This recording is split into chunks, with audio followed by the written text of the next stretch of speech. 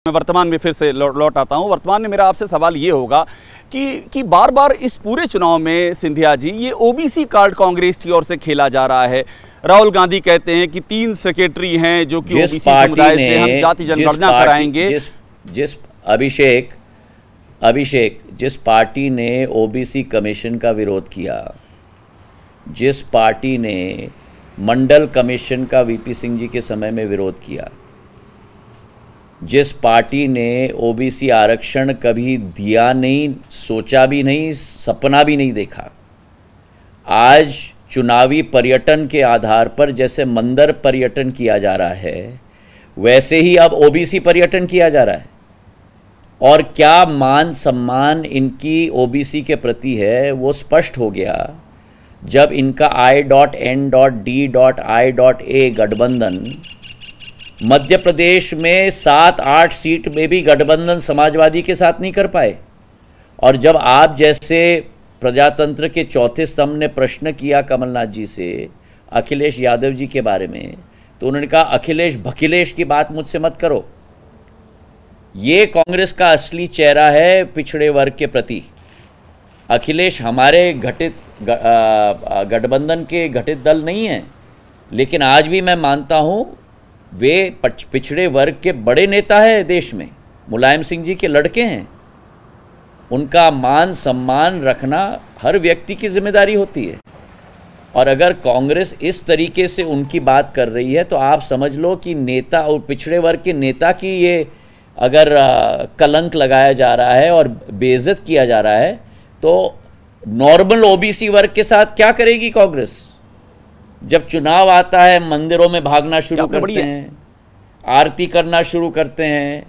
जब चुनाव आता है तो ओबीसी की बात उड़ जाती है, जब चुनाव आता है तो दलित वर्ग की बात उड़ जाती है। जिस कांग्रेस पार्टी ने बाबा साहब अंबेडकर को प्रत्याशी खड़ा करके चुनाव हराया,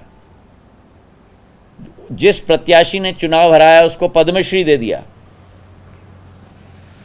आज वो कांग्रेस दलितों की बात करेगी? भारतीय जनता पार्टी में वर्तमान में 27 मंत्री नरेंद्र मोदी जी के कैबिनेट में ओबीसी वर्ग के हैं। 70 में से आज 303 सांसदों में से 85 सांसद ओबीसी वर्ग के हैं। यह है ओबीसी का जनगणना।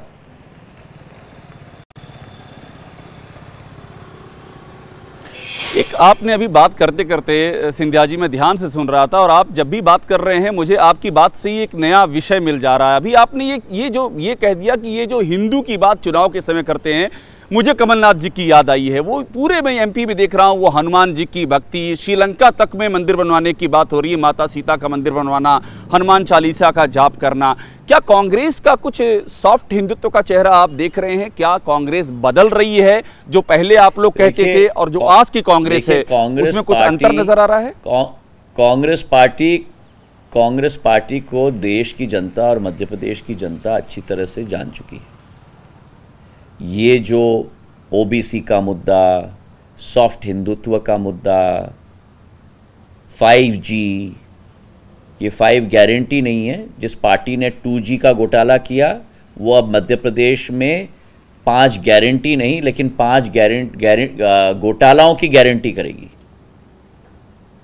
ये सब जनता पहचान चुकी है इनके 18 महीने के सरकार के द्वारा।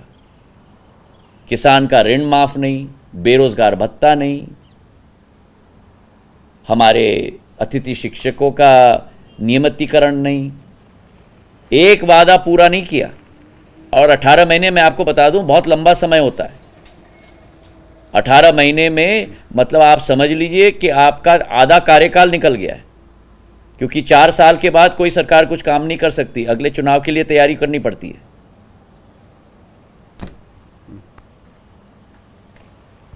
जैसे ही घड़ी का काटा दोपहर 2:30 पे आए, बबीता जी का दिल सास बहू साजिश के लिए मचल जाए।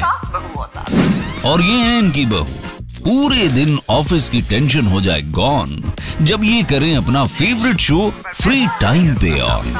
इनकी तरह आप भी देखें अपना फेवरेट शो अपने टाइम पर और डाउनलोड कीजिए एबीपी लाइव ऐप अपने स्मार्ट टीवी पर।